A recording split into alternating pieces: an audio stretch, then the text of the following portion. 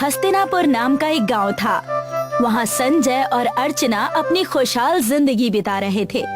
संजय हमेशा मेहनत और लगन से काम करता और अर्चना एक साधारण और घरेलू किस्म की महिला थी जो संजय के हर काम में उनका हाथ बटाती थी। हस्तिनापुर में संजय की कुछ जमीनें थी और संजय के भोलेपन से जमींदार उसका खूब फायदा उठाते। वो लोग अपने सारे खेतों में उससे ही हल चलवाकर खेती करवा लेते और पैसे भी नहीं देते। संजय इतना भोला था, हर व्यक्ति उससे अपना काम निकलवा लेता और संजय बेवकूफी के कारण हमेशा पछतावे में रहता और इसी बात का फायदा उठाकर उस गांव के जमींदार संजय की जमीन को हथियाना चाहते थे। आप अभी घर आ रहे हैं? मैं कब से आपका इंतजार कर रही थी। मैंने खाना लगा दिया है। अरे भाग्यवान, पता है रास्ते में मैंने एक आदमी की मदद की। उसके पास बिल्कुल पैसे नहीं थे। मैंने उसे अपने पास रखे 500 रुपये दे दिए। ऐसा आपने क्यों किया? मैंने आपको 1000 बार मना किया है कि किसी के बहकावे में मत आया कीजिए। अरे भाग्यवान, ऐसा नहीं है। उसने मुझे कहा कि रात भर से उसने कुछ नहीं खाया है, इस वजह से मैंने उसे अपने पैसे दे दिए। अब वो उससे कुछ भी खा सकता है। संजय और अर्चना अभी झगड़ ही रहे थे कि उन्हें वो भिखारी अच्छे कपड़े पहने और अच्छी गाड़ी में बैठे नजर आता है। ये देखो, ये वही है। देखा, इसने अपने लिए बस अच्छे कपड़े लिए हैं। बुद्धू कहीं के, उसके पास पहले से ही अच्छे कपड़े और गाड़ी थी। देखिए कैसे इतरा कर जा रहा है। मैंने आपसे कहा था ना कि भलाई का जमाना नहीं है, फिर भी आप पैसे लुटा कर आ गए। संजय उस भिखारी को देखकर उससे लड़ने जाता है, लेकिन भिखारी संजय को अपनी तरफ आता देखकर सारी बातें समझ जाता है और वो वहाँ से रफू चक्कर हो जाता है। जमींदार ने आधे गांव के खेत हड़प लिए थे और वो चाहता था कि सारा गांव उसके इशारों पर ही चले और सारे गांव वाले अपनी जमीनें उसे दे दे। वहीं संजय घर के लिए राशन लाने जा रहा था। मालिक देखिए, संजय जा रहा है। इसने अब तक अपनी खेत आपके नाम नहीं की है। सुना है इसकी पत्नी अर्चना भी गांव से बाहर है। ये आज हमें खाली हाथ मिला है। तुम जाकर इसकी जमीन के कागजात लेकर आओ और मजा देखो। जमींदार की बात सुनकर उनका नौकर घर जाता है और सारे जमीन के कागजात उन्हें लाकर दे देता है। अरे किस तरफ चल दिए संजय? आओ, ये देखो, सरकार ने हमें हमारे खेतों के लिए कुछ खाद और दूसरी सामग्री दी है। इस कागज पर दस्तखत कर दो और तुरंत खाद और बाकी की सामग्री लेकर जाओ। खेत बहुत उपजाऊ हो जाएंगे। क्या करूंगा जमींदार साहब, हम खेती साल में एक बार करते हैं और वो समय भी नहीं है, इसलिए तो मैं राशन लेने जा रहा हूँ। संजय भैया, इसलिए हम तुमसे कह रहे हैं, ये तुम्हारे खेत में साल भर फसल पैदा करेगी। बस इस कागजात पर दस्तखत कर दो। सच्ची? अगर ऐसा है तो एक दस्तखत में क्या हर्ज, लो अभी करे देता हूँ। जमींदार और उसके नौकर के बहकावे में आकर संजय ने उन कागजात पर दस्तखत कर दिया। उसी शाम जब अर्चना घर जाती है, आज बड़े खुश लग रहे हैं आप, किसी ने कोई तोहफा दिया है क्या? जमींदार साहब ने हमें खाद और कई सारी उपजाऊ सामग्री देने का वादा किया है और बदले में बस कुछ दस्तखत करने के लिए कहा। सरकार की तरफ से हमें मिल रहा है। अर्चना संजय की बातें सुनकर समझ जाती है कि जरूर जमींदार ने उससे घर के कागजात साइन करवा लिए हैं। जैसे ही अर्चना ने ये बात सुनी, वो क्रोध में आकर सरपंच के घर चली गई और सरपंच के घर के आंगन में वो झगड़ने लगी। उतने में ही वहाँ यमराज आ गए और एक जोरदार बिजली गिरा दिया और उनके प्राणों को अपने साथ लेकर यमलोक चले गए। सारे घबरा जाते हैं, लेकिन यमराज को देखकर जमींदार और अर्चना समझ जाते हैं कि जरूर कुछ न कुछ गड़बड़ है। स्वागत है यमलोक में, तुम सबका स्वागत है। यहाँ न्याय होगा, हम करेंगे इंसाफ। अरे भाग्यवान, हम कहाँ गए हैं? ये जरूर किसी फिल्म का सेट है। फिल्म का सेट नहीं, ये असली के यमराज हैं और लगता है कि हमारा जीवन खत्म हो गया है। लेकिन एक साथ सब, ये कैसे? कौन सी विपदा आ गई? सबसे पहले आप सब एकत्रित होकर खड़े हो जाइए। एक तरफ जमींदार और उसका नौकर, एक तरफ संजय और अर्चना। तुम सबको यहाँ पर दावत के लिए बुलाया गया है। अरे दावत का कोई ये समय है? हमें वापस धरती लोक छोड़ दीजिए, नहीं रहना यहाँ। हाँ हाँ, सही कहा मालिक ने। इतनी जल्दी भी क्या है, सबका परिणाम तो मिलने दो। दावत खाकर शीघ्र ही पृथ्वी लोक चले जाना। कैसी दावत, और हम सबको ही क्यों? तुम सभी तो परेशान थे जमींदार के जमीन लूटने से, उसी का इंसाफ होने वाला है। आओ देखो। यमराज ने उन्हें उनकी सच्चाई दिखाया कि कैसे संजय ने बेवकूफी से जमींदार के बहकावे में जमीन दे दी और कैसे छल कपट से जमींदार ने संजय को बेवकूफ बनाया। सारी सच्चाई तुम्हारे सामने है और जो दावत होगी इसी सच्चाई पर निर्भर होगी। जो मन का जितना साफ होगा उसे उतना ही अच्छा भोजन मिलेगा। जिसके मन में छल कपट होगा वो पछताएगा। मजा आएगा। मेरा मन पूरा साफ है।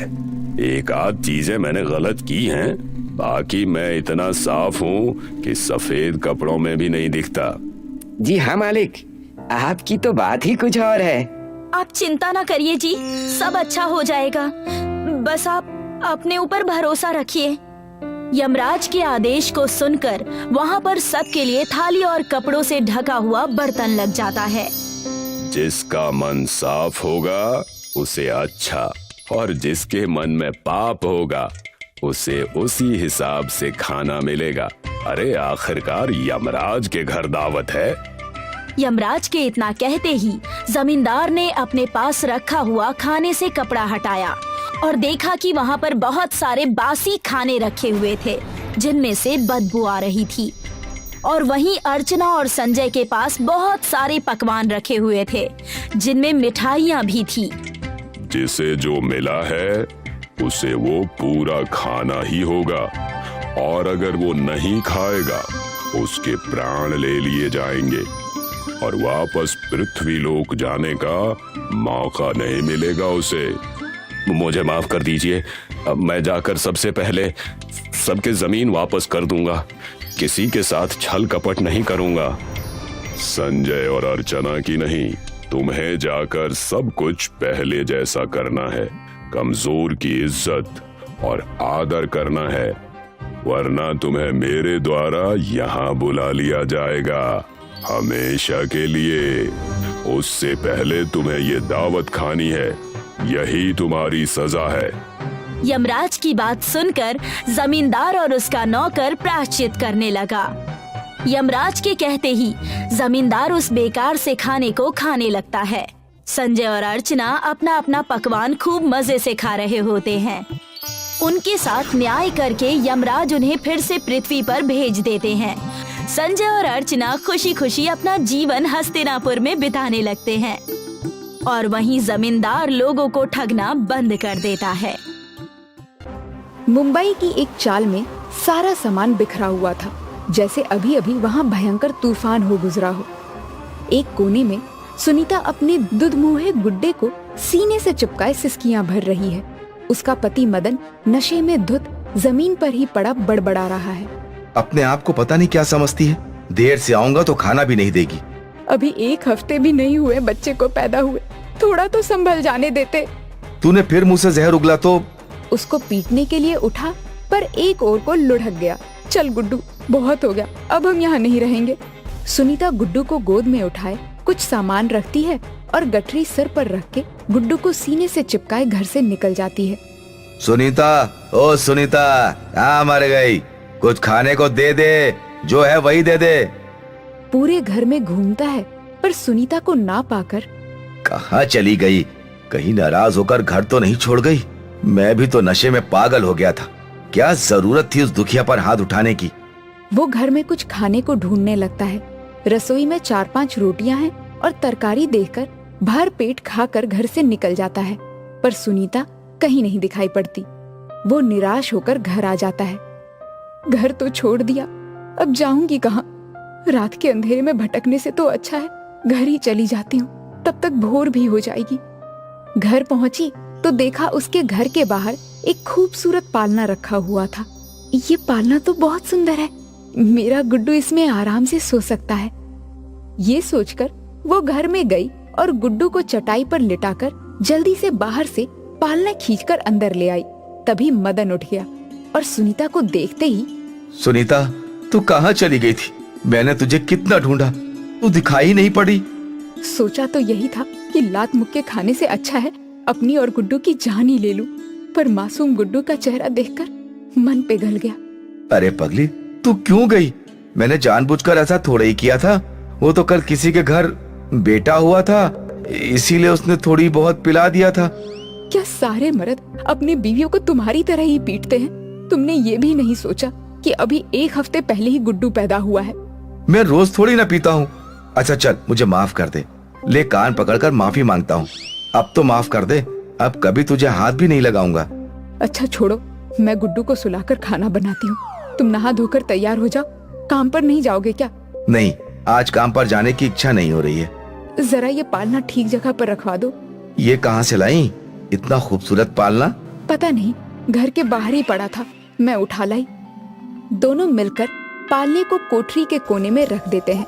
सुनीता उस पर अपनी पुरानी साड़ी कई तह कर बिछा देती है और गुड्डू को पालने में सुला देती है और गुड्डू से कहती है, हमारे नसीब में तो एक खाट भी नहीं है और ये अमीर बच्चों की तरह पालने में सोए हैं। तभी अचानक उनके घर में आवाज होती है और एक पलंग बिछ जाती है। अरे ये कहाँ से आ गया? इस पर तो कितना आरामदेह गद्दा और तकिया भी है। बैठ के देख कितना नरम है। इतने छोटे से घर में पलंग के बाद तो कोई जगह ही नहीं बची।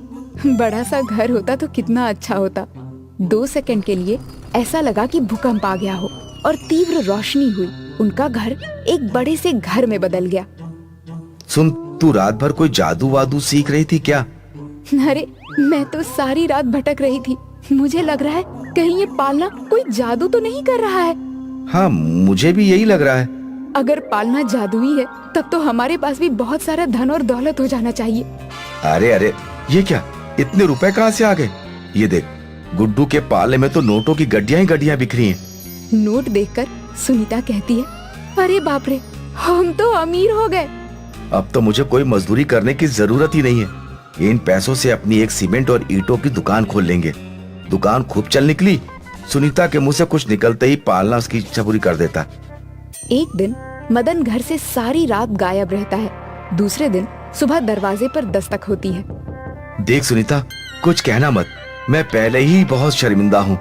आज पुराने दोस्त मिल गए थे, उन्होंने जबरदस्ती मुझे बैठा लिया था। मेरे मना करने पर भी वो लोग कह रहे थे कि अब तो मदन बड़ा आदमी बन गया, हमारे पास क्यों बैठेगा? नहीं, ऐसा नहीं है, मेरा बच्चा बहुत छोटा है, मुझे जल्दी घर जाना है। फिर भी सब लोग नहीं माने। मदन, मैं तुम्हारी इन दलीलों से पहले भी तंग आ गई थी। तुम उन लोगों को पैसे देकर छुटकारा पा सकते थे। तुम्हारा वहाँ सारी रात बैठना जरूरी था क्या? अच्छा छोड़, मैं नहा धोकर आता हूँ, कुछ नाश्ता दे दे। गुड्डू को सुला कर आती हूँ, तभी तो नाश्ता बनाऊंगी। मदन गुस्से में आग बबूला हो गया और उसने झूले के ऊपर एक लात मारते हुए कहा, ले, इसी के बूते पर तू ज्यादा जबान चला रही है ना, अभी इसको बाहर निकाल फेंकता हूँ। मदन की लाख कोशिशों के बावजूद पालना अपनी जगह से टस से मस न हुआ। थककर चिल्लाते हुए वो कहता है, आज तो तेरी खैर नहीं, बहुत चपड़ चपड़ करने लगी है। अचानक उसके हाथों को झटका लगा, जैसे किसी अदृश्य शक्ति ने उसके हाथ मरोड़ दिए और दर्द से वो छटपटा उठा। सुनीता, इसको बोल मेरा हाथ छोड़ दे। मैं समझ गया, ये पालना तुझे मुझ जैसे नीच इंसान से बचाने ही आया है। मैं मर जाऊंगा, बस एक बार माफ कर दे। मैं क्या करूं? जैसा करोगे वैसा ही भरोगे ना। सुनीता, माफ कर दे, तुझे गुड्डू की सौगंध, अब कभी ऐसा नहीं होगा। मदन, ये आखिरी बार है, कह देती हूँ। पालना, इसको अपनी गलती का एहसास हो गया है, छोड़ दो इसे। मदन का हाथ छूट गया था। उसके बाद मदन एकदम शांत होकर लेट गया। उस दिन के बाद से मदन का सारा गुस्सा और नशा दोनों ही खत्म हो गया था। अब वो सीधे घर आने लगा। गुड्डू और सुनीता के साथ समय देने लगा। सब खुश थे। धीरे धीरे 1 साल बीत गए। मदन के बगल में ही गजोधर की सीमेंट की दुकान थी। पहले उसकी दुकान खूब चलती थी, लेकिन जब से मदन ने दुकान खोली तब से उसकी दुकान पर कोई नहीं जाता। एक दिन गजोधर कहता है, मदन, तुम यहाँ से अपनी दुकान हटा लो, वरना मैं तुम्हारी दुकान में आग लगवा दूंगा। क्यों हटाऊं? मैंने इस दुकान में पैसे लगाए हैं। ठीक है, घी सीधी उंगली से ना निकले तो उंगली टेढ़ी करनी भी आती है मुझे। वो धमकी देकर चला गया। मदन जब दुकान बंद करके वापस आया तो बहुत चिंतित था। क्या हुआ? तुम्हारा चेहरा क्यों लटका हुआ है? मदन ने सुनीता को सारी बात बताई। गजोधर उसके पीछे पीछे आकर उसकी खिड़की के पास खड़ा सारी बातें सुन रहा था। अगर सचमुच उसने गुस्से में आकर आग लगा दी तो हम बर्बाद हो जाएंगे। कितना पैसा लगाकर दुकान बनाई थी। तुम फिक्र मत करो, कोई जरूरत नहीं है उस गजोधर से डरने की। हमारा जादुई पालना है ना, वो कुछ नहीं होने देगा। ये औरत किसी जादुई पालने की बात कर रही है। जरा देखूं तो सही। वो पंजों के बल खड़ा होकर उसके घर में झांकता है तो एक खूबसूरत पालना देखकर वो हैरान हो जाता है। वहीं से वापस आ जाता है, लेकिन वो पालना उसकी आंखों में बस चुका था। दूसरे ही दिन वो मदन की दुकान पर जाकर, अब तक तो तुमने दुकान बंद करने के बारे में सोच लिया होगा। मैं दुकान नहीं बंद कर सकता, तुम्हें जो करना है कर लो। ठीक है, फिर मुझे कुछ मत कहना। उसने मन ही मन एक योजना बनाई। फटाफट उसके घर किसी व्यक्ति को भेज दिया। उस व्यक्ति ने सुनीता का दरवाजा खटखटाया। आपकी दुकान में आग लग गई है, जल्दी चलो। अब आएगा मजा। चलो जल्दी से इसके घर से वो पालना निकाल लो। उसने पालना निकालकर अपनी गाड़ी में रखवा दिया और घर आकर एक कोने में रख दिया। फिर दुकान पर पहुंच गया। सुनीता जब दुकान पर गई तो वहाँ सब कुछ ठीक था। मदन उसको देखते ही, अरे तुम यहाँ? सब ठीक तो है ना? मुझे किसी ने बेवकूफ बनाया है शायद। उसने मदन को सारी बातें बताई और उल्टे पैर वापस घर पहुंची तो पालना गायब हो गया था। सुनीता सिर पकड़कर बैठ गई और रोने लगी। गजोधर जब दुकान बंद करके घर पहुंचा तो पालने से, ए जादुई पालने, दिखा अपना जादू, मुझे बहुत सारे पैसे दे दे।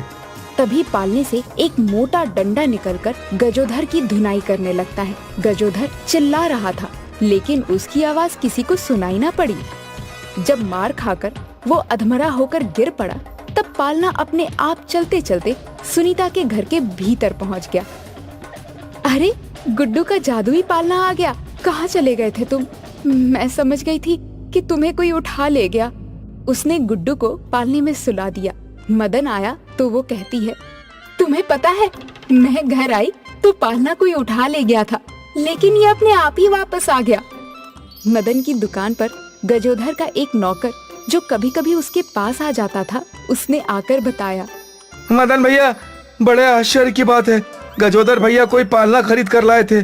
उससे कुछ बोले तभी पालने से एक डंडा निकला और उनकी धुनाई कर दी। वो अस्पताल में पड़े हैं। मदन घर वापस आया तो उसने कहा, मैं जानता हूँ, वो पालना गजोधर ही लेकर गया था। वो अस्पताल में पड़ा है। चलो हमें हमारा जादुई पालना मिल गया। हमारे लिए यही बहुत है। उसने जैसा किया उसका फल उसको मिल गया। एक दिन की बात है। भरे बाजार में 2 लड़के जादू का खेल दिखा रहे थे। कभी वो टोपी से खरगोश निकालते तो कभी कान से रुमाल। उनका ये जादू देखने के लिए काफी लोगों की भीड़ इकट्ठी हो चुकी थी। देखो देखो देखो, कैसे ये तोता रंग बदलता है। लोग अपनी नजरें तोते पे टिकाए हुए थे और वहाँ दूसरे लड़के ने अपने हाथ की सफाई से एक औरत की चेन मार ली। जैसे ही तोते ने रंग बदला, सभी दर्शक खुशी से तालियां बजाने लगे। देखो देखो देखो, ये ताश की गड्डी है। मैं चाहे इन्हें जैसे भी पलटूं, पर इसमें से सिर्फ इक्के ही बाहर निकलेंगे। तभी भीड़ को देखकर मालती और मेघा भी वहां पहुंच गई। मालती और मेघा दोनों खुद जादूगरनियां थीं।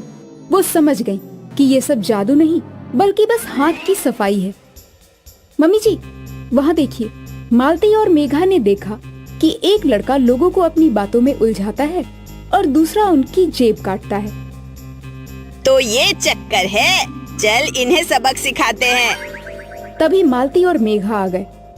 अब तक आपने बस छोटा मोटा जादू देखा, अब देखिए असली जादू। मैडम, आपके गले की चेन इस लड़के की जेब में होगी। लोगों से डरकर जब उस लड़के ने जेब में हाथ डाला तो वो चेन उसी के जेब में थी। उसे वो चेन लौटानी पड़ी। और सर, आपका वॉलेट इसकी जेब में है। ऐसे कर करके उन दोनों लड़कों को सारी चीजें दर्शकों को लौटानी पड़ी। और फिर जब भीड़ चली गई, देख लूंगा तुम दोनों को। हाँ हाँ, देख लेना। और ऐसे छिछोरे काम करके जादूगरों का नाम मत खराब कर, समझा? वरना अगली बार सीधा जेल में होगा। वो दोनों लड़के वहाँ से चले गए और फिर मालती और मेघा भी अपने घर चली गईं। वो दोनों लुटेरे जादूगर लड़कों को मालती और मेघा से बदला लेना था। मैं सोच रहा हूँ हमें उन दोनों औरतों के ही जेवर लूट लेने चाहिए। उससे भी अच्छा उसके सारे घर का सामान लूटते हैं। हाँ हाँ, हमारा बदला भी पूरा हो जाएगा। लुटेरे लड़कों ने ये ठान लिया था कि वो सास बहू से बदला जरूर लेंगे, पर उन्हें कहाँ पता था कि वो किससे पंगा ले रहे हैं। अगले दिन से दोनों लड़कों ने मालती और मेघा पर नजर रखना शुरू किया। 2-3 दिनों तक नजर रखने के बाद उन्होंने अपना प्लान बनाया। ये दोनों औरतें रोज शाम को 4 बजे बाजार जाती हैं और 6 बजे लौटती हैं। 2 घंटे काफी हैं इनका घर खाली करने के लिए। तो इन दोनों औरतों को कल ही सबक सिखाएंगे। अगले दिन जैसे ही मालती और मेघा बाजार के लिए निकले तो दोनों लुटेरे घर के अंदर घुस गए। बाहर से तो ये घर बहुत छोटा दिख रहा था, तो ये अंदर से इतना बड़ा कैसे? छोड़, हमें क्या करना है? चुपचाप सामान उठा और निकल यहाँ से। उनमें से एक का ध्यान एलईडी टीवी पर गया। क्या टीवी है?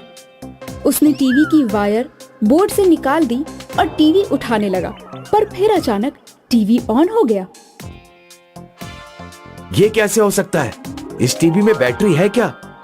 पता नहीं। दूसरे लुटेरे का ध्यान अलमारी पर गया। जरूर इसके अंदर सोना होगा, पैसा होगा। चल इसे तोड़ते हैं। तोड़ने की जरूरत नहीं है, ये खुला है। क्या बात है? दोनों ने जब वो अलमारी खोली तो अंदर सोने के जेवर और पैसों की गड्डियां रखी थी। वाह वाह वाह, इतना सारा सोना मैंने जिंदगी में कभी नहीं देखा।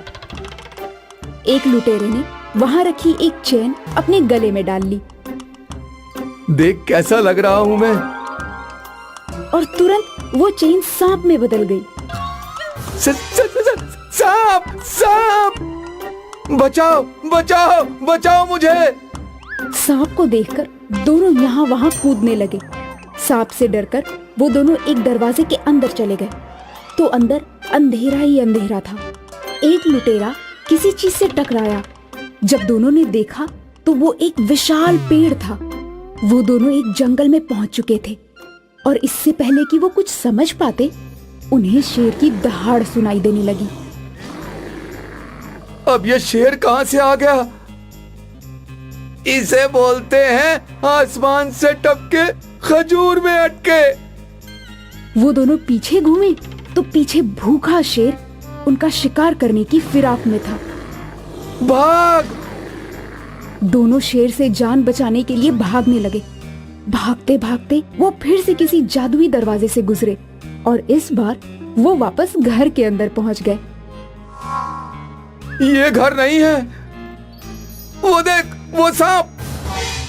वो दोनों फिर से सांप से बचने के लिए यहाँ वहाँ भागने लगे।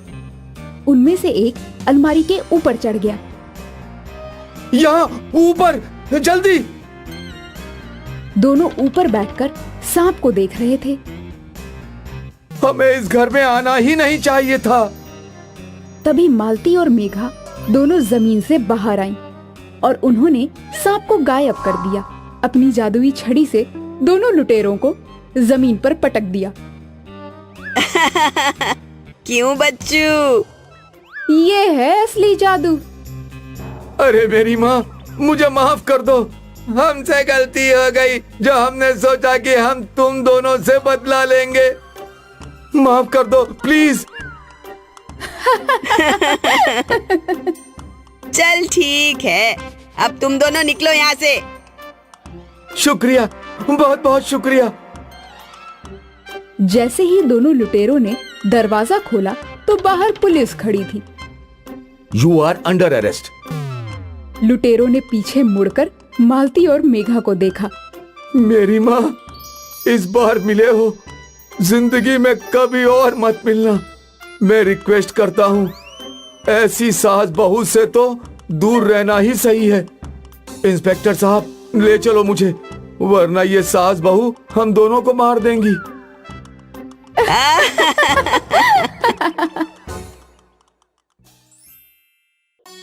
राधा का पति मोहन मजदूरी करता था। वो बड़ी मुश्किल से अपनी पत्नी राधा और अपनी 10 वर्षीय बेटी नर्मदा का पेट भर पाता था। वहीं उसका पड़ोस में रहने वाला सुरेश एक बिजनेसमैन था। नवरात्रि चल रही थी। मोहन मजदूरी पर जाने ही वाला था कि तभी उसकी पत्नी राधा उससे बोली, अजी सुनते हो, नवरात्रि चल रही है और मैं हर साल की तरह इस साल भी नवरात्रि के व्रत रख रही हूँ। हाँ राधा, मैं अच्छी तरह से जानता हूँ। तो क्या हर साल की तरह इस साल भी हम नवरात्रि की पूजा नहीं करवा पाएंगे? मेरा बहुत मन करता है कि मैं भी अपने घर पर कन्या पूजन करवाऊं और 9 कन्याओं को बुलाकर उन्हें अपने हाथों से भोजन कराऊं।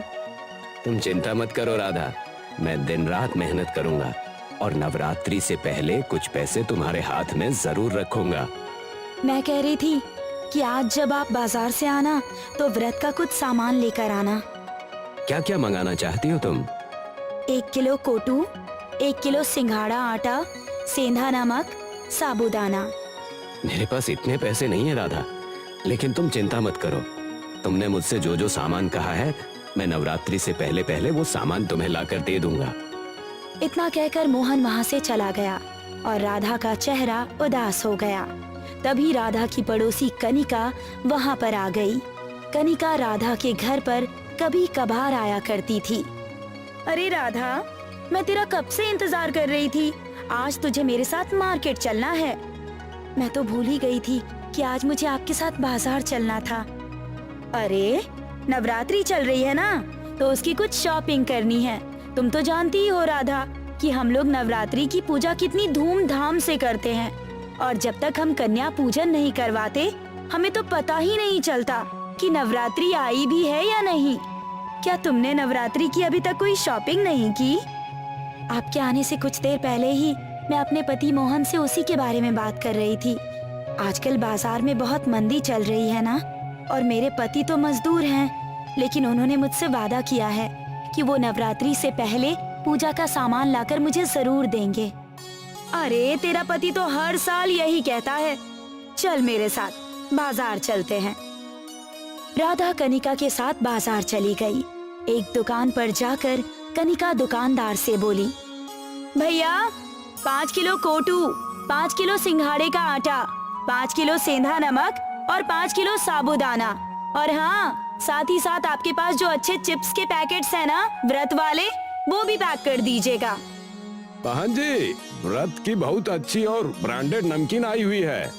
आप उसका नाम लेना तो भूल ही गई। आपका बहुत बहुत धन्यवाद याद दिलाने के लिए। एक काम कीजिए, 5-5 पैकेट व्रत वाले बढ़िया ब्रांडेड नमकीन भी पैक कर दीजिए। राधा ये सब अपनी बेचारी आंखों से देख रही थी। राधा को अपनी ओर देखते हुए कनिका राधा का मजाक उड़ाते हुए बोली, अरे राधा, व्रत तो तुमने भी रखा है, तो क्या तुम कुछ नहीं खरीदोगी? नहीं कनिका जी, मैं आलू खाकर ही अपना काम चला लेती हूँ। आलू? भला व्रत में आलू कौन खाता है? मुझे तो आलू बिल्कुल भी हजम नहीं होता। मैं तो जब भी नवरात्रि के व्रत रखती हूँ तो मुझे तो सारी चीजें चाहिए होती हैं। जैसे कि तुमने देखा ना अभी मैंने क्या क्या सामान खरीदा। हाँ, वो तो मैंने देखा, आपने ढेर सारा सामान खरीदा। मैं तुम्हें यहाँ पर सिर्फ ये दिखाने के लिए नहीं लाई कि मैंने क्या क्या खरीदा है। अरे भाई, मैं अकेले इतनी सारी शॉपिंग बैग थोड़ी ना उठा पाऊंगी। चलो मेरी मदद कर दो जरा। इसके बदले मैं तुम्हें 100 रुपए दे दूंगी। और उन 100 रुपए से तुम अपने लिए कुछ ढंग की खाने पीने की चीजें खरीद लेना। राधा ने चुपचाप भारी भारी शॉपिंग बैग्स पकड़ लिए। कनिका बाजार में इधर उधर नजर दौड़ाती हुई बोली, अरे वो देख राधा, सामने गिफ्ट की दुकान है। सोच रही हूँ कि इस बार नवरात्रि में जिन कन्याओं को मैं भोजन करवाऊंगी उन्हें महंगे महंगे गिफ्ट भी दे दूं। तुम तो जानती ही हो, हर साल नवरात्रि में कन्याओं को महंगे महंगे गिफ्ट देती हूँ मैं। इस बात को तो मोहल्ले में सभी लोग जानते हैं। कनिका ने उस गिफ्ट की दुकान से बहुत महंगे महंगे गिफ्ट खरीदे। कुछ देर बाद कनिका राधा के साथ उसके घर पर गई और अपना पर्स देखने लगी। मुझे माफ करना राधा, मैंने अपने पति से 3000 रुपए लिए थे और मैं सारे पैसों की शॉपिंग कर आई। मेरे पास तो छुट्टे पैसे बचे ही नहीं। कोई बात नहीं, आप मुझे कल दे दीजिएगा। तुम कितनी अच्छी हो राधा, कल हम फिर से बाजार चलेंगे और शॉपिंग करेंगे। हाँ। इतना बोलकर कनिका अपने घर के अंदर चली गई और राधा मुंह लटकाकर अपने घर वापस आ गई। राधा को देखकर उसकी 10 वर्षीय पुत्री नर्मदा दौड़ती हुई आई। माँ, आप बाजार से अपने लिए कुछ लेकर नहीं आई? मुझे तो लगा था कि आप कनिका आंटी की तरह ढेर सारी शॉपिंग करके आएंगी। कोई बात नहीं बिटिया, हम अगले साल ढेर सारी शॉपिंग करेंगे। ये तो आप हर साल कहती है माँ। ऐसा नहीं कहते नर्मदा, तुम्हारे पिताजी एक मजदूर हैं और ऊपर से बाजार में भी अभी मंदी चल रही है। जब हमारे हालत ठीक हो जाएंगे ना, तो हम भी ढेर सारी शॉपिंग करेंगे और उस साल हम भी नवरात्रि धूमधाम से मनाएंगे। तो क्या आप भी कनिका आंटी की तरह कन्याओं को भोजन करवाएंगी? हाँ मेरी बिटिया, क्यों नहीं। उस दिन तुम अपने हाथों से उन कन्याओं को भोजन खिलाना। नर्मदा बड़ी मासूमियत से बोली, मुझे उस दिन का इंतजार है माँ। मैं आंटी की तरह किसी को भगाऊंगी भी नहीं। नर्मदा की बात सुनकर राधा चौंक गई। तुम कहना क्या चाहती हो? पिछले साल कनिका आंटी ने कुछ लड़कियों को भोजन के लिए बुलाया था। मैं भी उन्हीं लड़कियों में चली गई थी, मगर आंटी ने मुझे अपमानित करके बाहर निकाल दिया। कहने लगी कि तुम्हारे कपड़े बहुत गंदे हैं और मेरे कमरे की फर्श खराब हो जाएगी। नर्मदा की बात सुनकर राधा की आंखों में आंसू आ गए। शाम को जब मोहन घर वापस आया तो राधा ने अपने पति मोहन से कहा, नर्मदा बता रही थी कि पिछले साल कनिका ने कन्या भोजन के वक्त नर्मदा को अपमानित करके बाहर निकाल दिया था। तुम्हें पता है राधा कि कनिका का पति एक अमीर व्यक्ति है। वो एक बिजनेसमैन है। उसके संबंध हाई सोसाइटी के लोगों से हैं। भला नर्मदा को क्या आवश्यकता थी कन्या पूजन के दौरान उसके घर पर जाने की? अगर मेरी बिटिया उन 9 कन्याओं में शामिल होकर कुछ भोजन खा भी लेती तो आखिर कनिका जी का क्या बिगड़ जाता? और वैसे भी माँ दुर्गा की सच्ची भक्ति तो किसी गरीब को भोजन खिलाने में है, ना कि अमीर बच्चों को खिलाकर। तुम चिंता मत करो राधा, हमारे बुरे हालात सदैव नहीं रहेंगे। एक ना एक दिन हमारे हालात जरूर बदलेंगे। मोहन की बात सुनकर राधा चुप हो गई। राधा अगले दिन 100 रुपए के लिए कनिका के घर पर चली गई। कनिका क्रोधित होती हुई राधा से बोली, इसीलिए मैं तुम्हें बाजार ले जाने में आनाकानी करती हूँ। राधा, तुम्हारे ऊपर 100 रुपए हैं, कोई लाख रुपए नहीं। अरे मैं कहीं भागी नहीं जा रही हूँ, अभी मेरे पास पैसे नहीं हैं। और सुनो, अब मुझे कभी भी पैसों के लिए मत टोकना। राधा मुंह लटकाकर चुपचाप चली आई। ऐसे ही 9वीं का दिन आ गया। कनिका ने धूमधाम से पूजा करवाई और साथ ही साथ 9 कन्याओं का भोज भी रखा। कनिका ने कन्याओं के लिए बहुत स्वादिष्ट भोजन तैयार करवाया था, जिसकी सुगंध बाहर तक आ रही थी। उस सुगंध को सूंघते हुए नर्मदा उन कन्याओं में शामिल हो गई, मगर हमेशा की तरह कनिका नर्मदा को अपने घर पर देखकर बुरा सा मुंह बनाती हुई बोली, 9 लड़कियां पूरी हो गई हैं नर्मदा, अब तुम जा सकती हो। लेकिन मैंने तो देखा अभी सिर्फ 7 ही लड़कियां हुई हैं। वो क्या है ना, 2 लड़कियां मेरी फ्रेंड की भी आने वाली हैं। अब अगर तुम इस भोज में शामिल हो जाओगी तो भला मैं उन्हें कहाँ बिठाऊंगी? और वैसे भी पिछले साल मैंने तुम्हें कहा था ना कि तुम्हारे कपड़े बहुत गंदे हैं, तो तुम्हारे पिता जब तक तुम्हारे ढंग के कपड़े नहीं बनवाते तब तक तुम यहाँ नहीं आ सकती हो। चलो अब तुम चली जाओ यहाँ से, ये भोजन तुम्हारे लिए नहीं है। नर्मदा के जाने के बाद सुरेश कनिका से बोला, तुमने बिल्कुल सही किया। अगर तुम इसे बाहर नहीं निकालती तो मैं इसे धक्के देकर बाहर निकाल देता। तुमसे कितनी बार कहा है कि तुम अपनी पड़ोसी राधा को मुंह मत लगाया करो। अजी, मैं फालतू में मुंह नहीं लगाती। अगर उसे मुंह लगाती हूँ तो उसके बदले बहुत सारा काम भी करवाती हूँ। नर्मदा मुंह लटकाकर रोती हुई अपने घर चली गई। नर्मदा को देखकर राधा समझ गई कि कनिका ने इस बार भी नर्मदा को कन्या भोज में शामिल नहीं किया। राधा नर्मदा को गले लगाती हुई बोली, देखो, तुम्हारे पिताजी पूजा का सामान लेकर आए हैं, और वैसे भी माँ दुर्गा अच्छा भोजन और ढेर सारे कपड़ों से प्रसन्न नहीं होती। वो तो अपने भक्तों की भक्ति देखकर प्रसन्न होती हैं। सच कह रही हो माँ? हाँ नर्मदा, बिल्कुल सच कह रही हूँ। माँ दुर्गा अपने भक्तों के सच्चे मन से प्रसन्न होती हैं, और मैं अच्छी तरह से जानती हूँ कि तुम्हारा मन बहुत सच्चा है। इतना बोलकर राधा ने नर्मदा को गले लगा लिया और नर्मदा खुश हो गई। अगले दिन दशहरा था। दशहरे में सभी लोग रावण जलाने की तैयारी कर रहे थे। तभी मोहल्ले के एक व्यक्ति ने सुरेश से कहा, इस रावण को आग कौन लगाएगा? हर साल की तरह इस साल भी रावण को आग मैं लगाऊंगा। सुरेश ने रावण को आग लगाना चाहा, मगर लाख प्रयासों के बाद भी आग नहीं जली। ये देखकर सुरेश बहुत चिंतित हो गया। क्या हुआ सुरेश भाई? लगता है इस साल तुम्हारे हाथों बुराई का नाश नहीं होगा। मैं कोशिश करता हूँ। उस व्यक्ति ने भी रावण को आग लगाने की बहुत कोशिश की, मगर आग नहीं जली। थक हार कर सभी लोग परेशान हो गए कि कागज के रावण में आखिर आग क्यों नहीं लग रही है। तभी मासूम नर्मदा वहाँ पर पहुँच गई और सुरेश से बोली, अगर आप कहो तो मैं रावण को आग लगा सकती हूँ। एक बार इस छोटी बच्ची को भी प्रयास करने दो सुरेश भाई। हो सकता है जो चमत्कार हमसे नहीं हुआ, इससे हो जाए। अगर तुम ऐसा कहते हो तो ठीक है। नर्मदा ने जैसे ही रावण को आग लगाई, रावण का पुतला जल उठा, मगर इसके साथ ही सुरेश के घर पर आग लग गई। अपने घर पर आग लगती देख सुरेश बुरी तरह से घबरा गया। जैसे जैसे रावण का पुतला जल रहा था, सुरेश का घर भी धुआं हो रहा था। सुरेश की पत्नी कनिका चीखती हुई बोली, अरे अरे मेरे घर में आग लग गई है, कोई बचाओ बचाओ, मेरी बेटी अंदर है। कनिका की बात सुनकर राधा दौड़ती हुई कनिका के घर के अंदर घुस गई और उसकी बेटी को बाहर निकाल कर ले आई।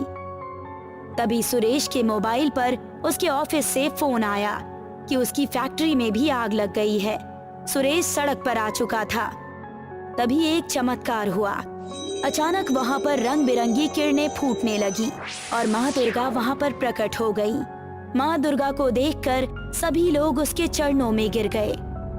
ये तुम्हारे कर्मों की सजा है सुरेश और कनिका। तुमने कन्या भोज के दौरान एक गरीब बच्ची को अपमानित किया। तुम्हें धनवान रहने का कोई अधिकार नहीं।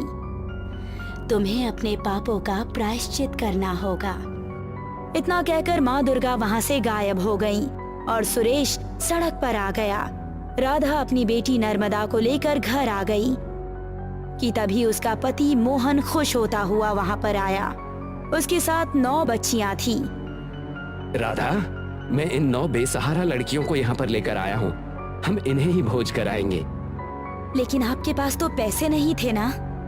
मैं तुम्हें बताता हूँ राधा, मैं जिस जगह पर मजदूरी कर रहा था वहाँ पर मुझे सोने के सिक्कों का थैला मिला है। लगता है ये माँ दुर्गा का आशीर्वाद है। माँ दुर्गा ने हमारी सुन ली। राधा ने सारी घटना मोहन को बता दी। बुरे के साथ हमेशा बुरा होता है राधा। राधा उन 9 लड़कियों को अपने घर में बिठाकर खाना परोसने लगी और सारी कन्याएं अपना भोजन आनंदित होकर खाने लगी और उन्हें मिठाइयाँ और बहुत सारे कपड़े देने लगी। उस दिन के बाद मोहन का परिवार अमीर हो गया और सुरेश का परिवार गरीब हो गया और इसी के साथ बुराई की हार हुई और अच्छाई और सच्चाई की जीत।